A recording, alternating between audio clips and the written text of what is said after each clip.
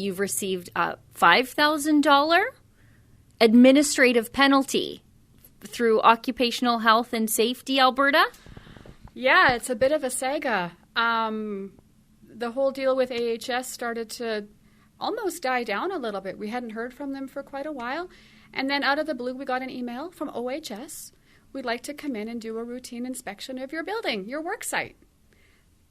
Okay, maybe. We talked about it for about 10 seconds and determined that it was just an agenda. And we have since learned on paper that that is in fact the case. AHS sent them to gain access to our building. What we've done is closed our worksite. We are no longer a worksite here at Church in the Vine. We're only a religious institution. So they have no need to come.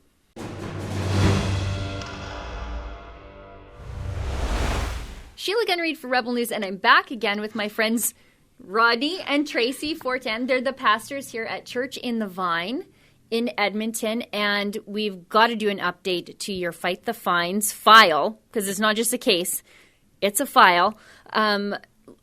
Fight the Fines, for those of you who don't know at home, it's our Rebel News Civil Liberties Initiative, where in partnership with the registered Canadian charity, the Democracy Fund, we help fight the fines recidivists like these two here fight their lockdown tickets in court at no cost to them by putting them in touch with top criminal and civil litigators. And for those of you at home, if you donate to fightthefines.com, all donations there now qualify for a charitable tax receipt. So last time I was here talking about your Fight the Fines case, not the last time I was here, I was talking about some good things that you're doing, but you had received 12 infractions. Why don't you give us a brief rundown of what those were? There were 12, but technically only 6, because 6 of them were directed at me personally, and 6 were directed at the church as an entity, but they were for the exact same infraction of obstruction of the Health Act.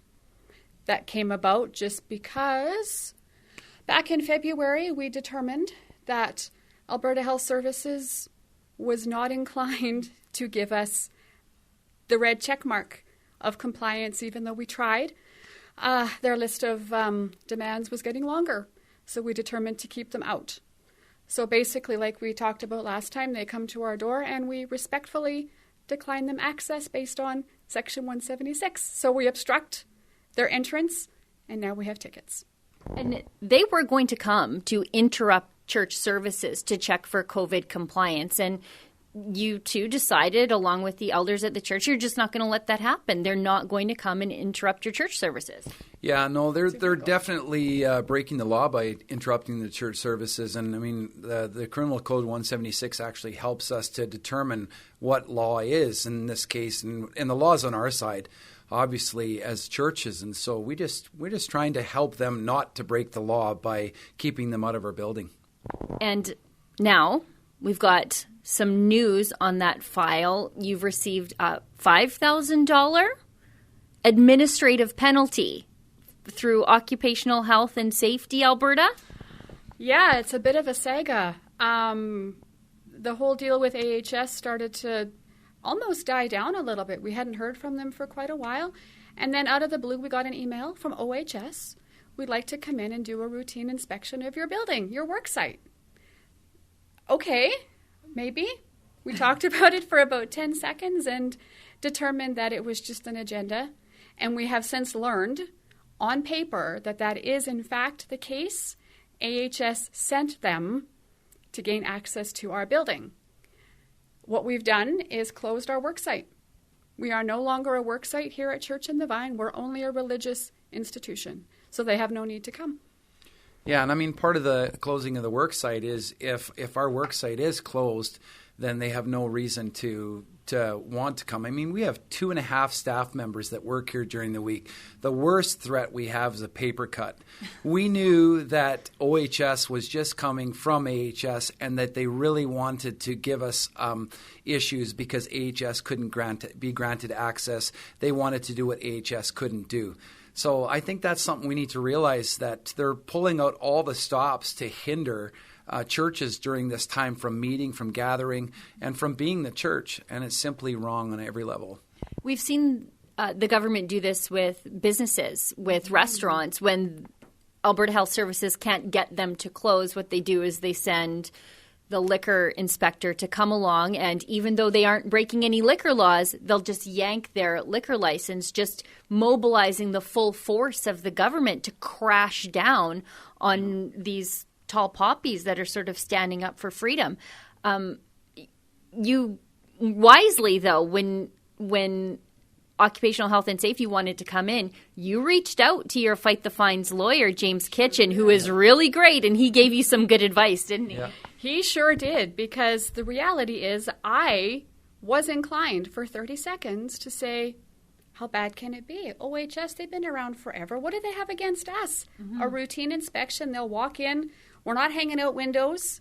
We're not needing to wear hard hats and steel-toed boots. So what on earth would they find? Yeah. We're so glad now, obviously, that we had that wisdom in the moment to say thanks, but no thanks.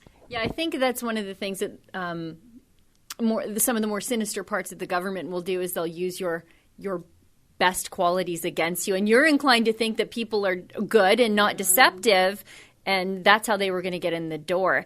Now, Rodney, you have some successes, some good news to tell people on some of the other work that you were doing to stand up against the COVID infringements on civil liberties. You've been writing religious exemptions to people, and they're being accepted. Yeah, I mean, we're not sure how big this is going to get yet, but the truth is we've been writing exemption for people all over Canada that are having their jobs threatened because of the passport systems that have been in place by the province. And so we're really working hard to make sure that we're doing our part to stand there.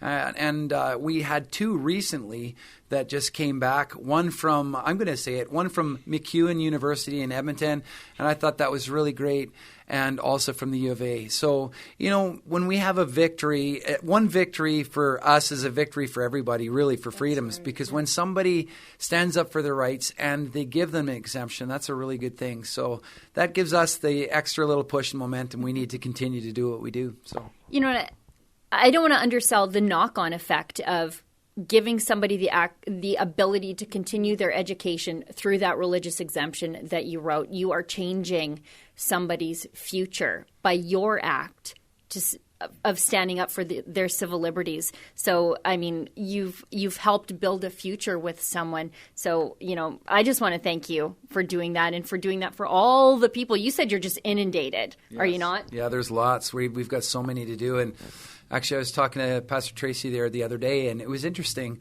I said, man, there's so many. How are we going to do this? And she said, well, you know what? It's kind of like that old story with all the starfish being blown up onto the seashore. And, this one person's taking one at a time and throwing them back in the water. You say, well, you might be able to not handle all of these, but the truth is we're going to save some. And so that's what we're out to do. And again, I just encourage all the leaders, pastors, please write these for your people. And if you need to know how to write the letter, you know what? Contact me. I'll email it to you. You can put your logo on what I'm doing, and I'll help you. So there's no excuse. Let's look after this for them. There's so many. It's just unbelievable. So, what do you say to the leader that says there's no biblical argument for religious exemption in this case?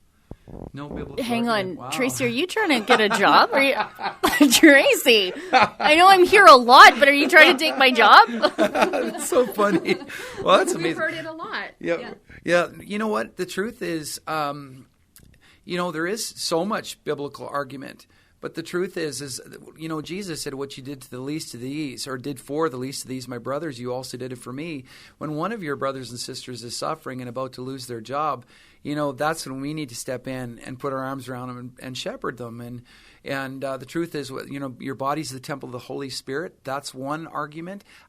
You need to understand that when we talk about the conscience, when I go against my conscience, if I believe that this agenda is evil and I go against the conscience, what I'm doing, the Bible says, for you who knows what's right to do and don't do it, for you it's sin. For some believers, they've got a real issue because they can't get past their conscience on this. And so we don't know what's in the heart of a man except the spirit of the person that's in them. And so if we're going to do this right, we have to help and support these people. Biblically, I think there's a lot of grounds. If you need to understand the grounds, you can contact me. Again, I'd encourage you to do that. I have letters for you so that you can have that information. And Tracy, I'll ask the questions now. The impact that your outreach is doing to your church, it's growing, it's exploding. That's an understatement. Our children's ministry, our youth ministry, our seniors ministry, our ladies ministry, our men's ministry, finances are up, seats are filled. We can hardly keep up. We've hired more staff. We've got, I believe, 3 additional staff members in the last 6 months because we've got so many people to love and care for. We needed help. And it's sad because some of those people likely feel abandoned by their own pastors. And that's the part that breaks my heart the most. I get these letters saying, my pastor won't help me. They've turned their back on me. We had a church just recently that said, sent a letter to all their parishioners saying, unless you're double vaxxed, don't come back to church. And for me, that breaks my heart as a shepherd. I'm thinking, since when did my agenda come into alignment more with what's going on in the world than with what Jesus said? Jesus would leave the 99, go after one that was lost just to bring him into the house. And I'm thinking, he said, what you do to the least of these, my brothers, he said, you also did it to me. And I can't see Jesus standing at the door and saying, no, I can't help you. I'm not going to write you a letter to help you keep your job. That doesn't make any sense to me. I'm not going to turn people away. That's not Jesus as far as I'm concerned. We were talking off camera, Jesus healed a leper on a Sunday, much to the chagrin of the local authorities. And yet now we have pastors who are turning away their own and treating them as though they're lepers. In their most vulnerable, broken moments. Here in North America, we don't know persecution. Really, we don't. Mm-hmm. But in their most desperate hour, they're being turned away. It is absolutely heartbreaking. Mm-hmm. It's heartbreaking, and we're called to love them. So we will. Now, from that, getting back to your administrative ticket, $5,000, sounds like you guys are going to fight that in court, and we're going to help you. James is working very hard on that. Yeah, he's working it through right now, and we just don't feel like any of that's right. For us to pay a $5,000 administrative fee, I think it seems like they're just trying to make back some of the money they lost with trying to get the churches to shut down. I think we'll put that on some of the churches maybe James Coates, maybe he can pay a little bit, and Art Pulowski can pay a little bit, and Cody down in New Brunswick can pay a little bit, and we can pay a little bit too, it's ludicrous. It makes no sense at all. Even though we might end up paying more to fight the ticket than the ticket was for, but it is a matter of principle. We haven't confirmed with James yet, but yeah, we are inclined to fight it on the matter of principle. Well, and we'll definitely help you with that by covering off the legal fees. Now, you and I were talking off camera also about some of the ludicrous things that you saw on, the documentation when they gave you that $5,000 administrative fee. They took umbrage with the fact that you held the door open for other people, but you didn't let Occupational Health and Safety and Alberta Health Services in. They thought, oh, look at that. What a crime that lady's welcoming Christians into the house of the Lord. And that's why we ask people when they come, are you here to worship? Are you here to gather and love Jesus with us? And if they say yes, they're welcomed in. But if they're here in an official capacity, then it's a disruption, and it simply won't be allowed.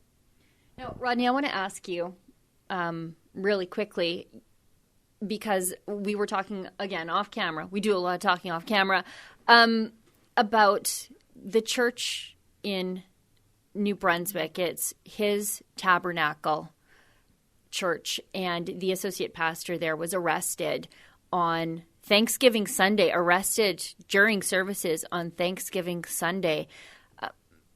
I guess, what's your reaction as a pastor to seeing that? Well, my reaction actually, first of all, I think it's actually against the law. I know that they created a new law under their Health Act in New Brunswick to invalidate the actual criminal code. But is it really invalidated? Just because you make a decision and say, well, it's not going to work. for us in this situation. So they actually bypassed the criminal code and actually went in there and arrested him. I think that's absolutely absurd. If we're gonna allow the criminal code to be of none effect, I like what Jesus said. He said, if you break one of these commandments, you've broken them all. I mean, if we're going to start breaking the criminal code and changing it at our leisure, I mean, we're in trouble in Canada. We've got these things in place for a reason, to protect our civil liberties. And this man, his church, his liberties, he was accosted and he was arrested, and they broke the law in going into his service. And I'll tell you what, they should be held accountable. I'm actually quite angered by it. I think it's for them to totally bypass the laws and the Constitution of Canada just to enact a health order. It doesn't make any sense at all. Tracy, I want to ask you, have you two discussed, and maybe I'm asking too personal of a question, but have you two discussed what happens if they come and get Rodney off the pulpit? Unfortunately, we have. We do have a number of contingency plans that we've discussed. Our board is aware of them. Our families are aware of them. Obviously, we can't really talk about it, sure, but we certainly do. And there are enough contingencies in place that we're not worried. You know, but what a shame that you even have to sit down and have that conversation. What happens if the government arrests our pastor? Well, the thing is, we don't know which week it's going to happen. We don't know when. We don't know if it's going to be after church this Sunday. We've been living under this threat for almost 2 years. And, you know, the truth of the matter is, I don't understand why James Coates was hauled away and Art Pulowski's been hauled away several times, and when we haven't. I don't understand that. But the truth is, for our civil liberties to be protected, somebody needs to stand up for them. And the fact is, the charter is only good as for the people that stand up for them. It's being tested right now. And I'll tell you what, if we don't stand up, I personally am willing to pay the ultimate price to make sure that this is taken care of. Our country's. I've got a grandchild, you know, Adeline. She needs to grow up in a free Canada. She needs to serve God in freedom. And so I'm going to fight for that. And as a pastor, I'm going to fight for our people. It's so important. Like, this is whether the church can exist in the future. For pastors to lay down and not do anything, to be silent, it's basically giving consent. It makes no sense to me why leaders just wouldn't stand up and say enough's enough. Well, I'm so glad that you two are standing up and continue to stand up in several different ways, changing lives. What did you call your church? The undesirables? We have our share. Yeah, we have a mishmash. We have an assortment here, and we love each and every one of the nuts and bolts that call Church in the Vine their home. Absolutely. Well, when we talk about the undesirables, you know, we're talking about, you know, I love this because when Jesus said he gathered people for a banquet and they didn't come, he said, so go out into the highways and byways and gather all the people. You know, and the truth is, we've got people from all walks of life in our house, and for us, they're very desirable, but they've been pushed out by various institutions. They've been pushed around, and I think, man, you know what? These are beautiful people, and they're coming, and I mean, we're not going to close the door on them. They've got a home at the Vine, so. That's so great to hear. And you know what? If you two get in trouble, if he ends up in jail, or you know what? It's more likely you with all the tickets that might end up in jail. We're going to do everything we can to help you. I know that all the Rebel viewers out there, they're just cheering for Church in the Vine and for all the good work that you're doing for the people who've been pushed out sometimes by their own churches. They're threatened with the job loss. You two are doing your best to make sure that they're taken care of. And so I want to do what I can to make sure that I can help take care of you guys as you fight this fight. For those of you at home who would like to donate to offset their ballooning legal fees, you can donate at fightthefines.com. All donations there go directly to a registered Canadian charity called the Democracy Fund, wherein you will qualify for a charitable tax receipt. Rodney and Tracy, thank you for everything that you do. Yeah, it's our pleasure. We love Canada. We love the city of Edmonton, our province, and you know, it's our joy and privilege. We love you, Sheila. We love the Rebel. We're honored, truly, to partner with you guys and have you be a voice for our cause, because really it is all of us. So thank you for continuing to get out there and get our story heard. You bet. For Rebel News here at Church in the Vine, I'm Sheila Gunn-Reid. If you'd like to help us help Tracy and Rodney Fortin and the Church in the Vine congregation and the roughly 2,500 other people across the country, we are helping fight their lockdown tickets and infractions and summonses and sometimes criminal charges in court at no cost to them. Please donate today at fightthefines.com, and all your donations there now qualify for a charitable tax receipt through the registered Canadian charity, the Democracy Fund.